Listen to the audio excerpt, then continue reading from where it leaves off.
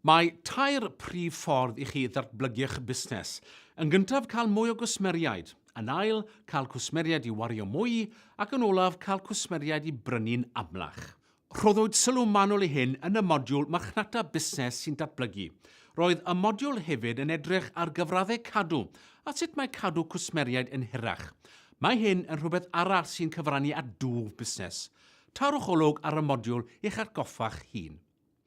Mae'r rhan fwyaf o fusnesau'n canolbwyntio ar un o'r meysydd hyn ar y tro. Gadewch i ni edrych ar enghraifft.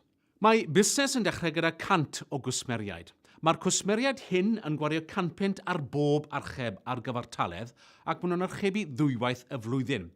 Cyfanswm trosiant y busnes hwnnw yw 20,000 o bunnau. Nawr, os bydden nhw'n cynyddu nifer y cwsmeriaid 10%, bydd ganddyn nhw 110 o gwsmeriaid. Felly, mae 110 o gwsmeriaid sy'n gwario 100 ddwywaith y flwyddyn yn cynyddu'r trosiant o 20,000 o bunnau i 22,000 o bunnoedd. Mae hyn yn rhoi twf llinol o 10%.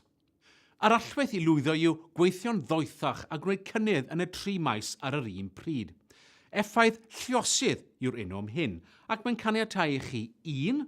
Cynyddu nifer y cwsmeriaid, 2. Cynyddu gwerth archebion ar gyfartaledd, a 3. Cynyddu pa mor aml caiff eich busnes archebion ar gyfartaledd.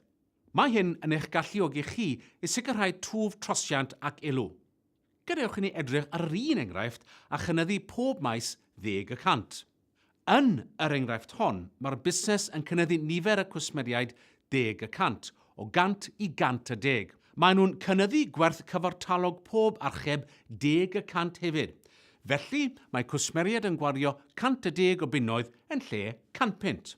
Maen nhw hefyd yn cynyddu sawl gwaith mae cwsmer yn archebu gan y busnes 10%, o ddwywaith i 2.2 gwaith y flwyddyn.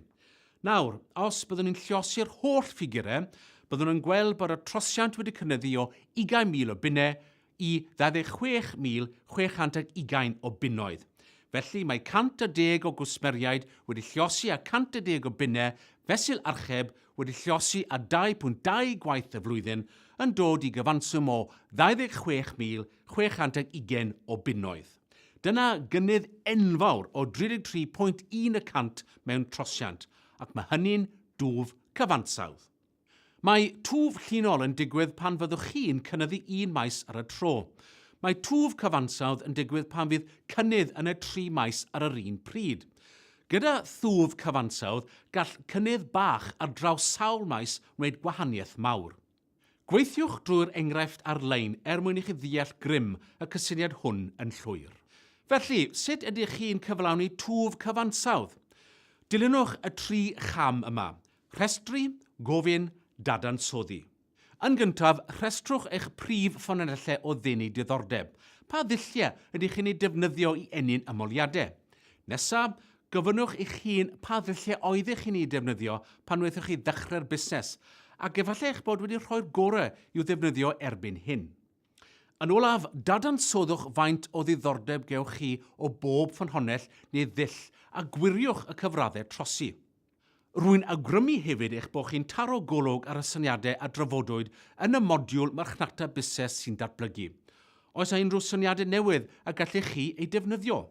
Mae'n well profi syniadau newydd mewn unrhyw busnes. Profwch mewn ffordd fach i ddechrau, ac os yw'n arwain at ganlyniadau, cyflwynwch hynny ar raddfa fwy. Cofiwch am yr effaith lluosydd pan byddwch chi'n dymuno eich busnes dyfu. Gall fod yn rymus dros ben.